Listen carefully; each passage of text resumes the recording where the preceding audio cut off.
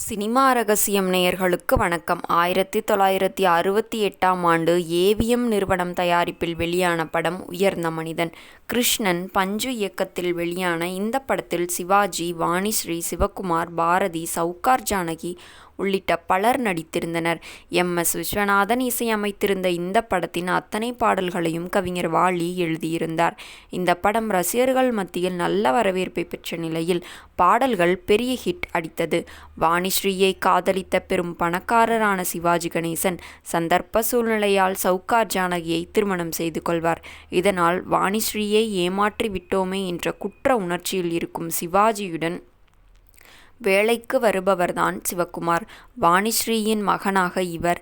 தனது மகன் என்று தெரிந்து கொள்ளாத சிவாஜி தனது மகன் போல் அதிக பாசம் காட்டுவார்.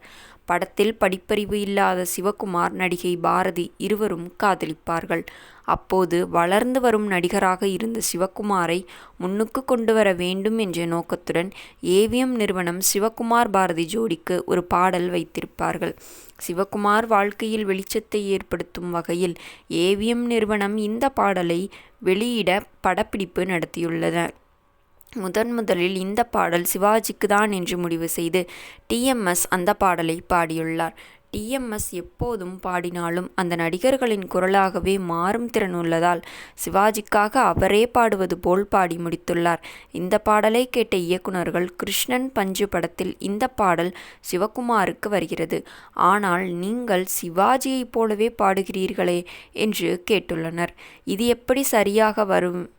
வேறு யாராவது வைத்து பாட வையுங்கள் என்று கூறியுள்ளார். ஏவிஎம் செட்டியாரும் இந்த பாடல் சிவகுமாருக்கு கண்டிப்பாக செட் ஆகாது, இவர் சிவாஜி பாடுவது போல் ரொம்ப கத்தி பாடியுள்ளார், மீண்டும் டிஎம்எஸ்ஐ அழைத்து மாற்றி பாட முடியுமா என்று பாருங்கள் என்று கூறியுள்ளனர். டிஎம்எஸ் வந்தவுடன், என்னையா சிவகுமாருக்கு பாடச் சொன்னால் நீ சிவாஜிக்கு பாடியிருக்கிறாய் என்று சொல்ல, அவருக்கு என்று சொன்னதால் அப்படி பாடினேன், ஆனால் இவருக்கு என்று சொல்லியிருந்தால் இவருக்காக பாடியிருப்பேன் என்று சொல்ல மீண்டும் பாடல் பதிவு தொடங்கியுள்ளது.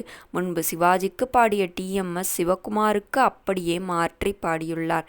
இந்த பாடல் பெரிய ஹிட்டாகவும் அமைந்துள்ளது. அந்த பாடல்தான் கேள்விக்கு என்ன பதில் என்ற பாடல். இந்த பாடல் இன்றைக்கும் ரசிகர்கள் மத்தியில் கவனம் ஈர்க்கும் பாடலாக நிலைத்து நிற்கிறது.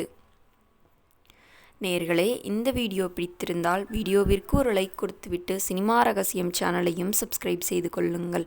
தமிழ் சினிமாவில் 5 தலைமுறை நடிகர்களுக்கு ஹிட் பாடல்களை பாடி வெற்றிகளை குவித்த டிஎம்எஸ் சௌந்தரராஜன் எந்த நடிகருக்காக பாடினாலும் அந்த நடிகரின் குரலாகவே மாறும் திறமையுடன் இருந்த டிஎம்எஸ் ஒரே பாடலை சிவாஜி, சிவகுமார் இருவருக்கும் அவர்களின் குரலாகவே பாடியுள்ளார்.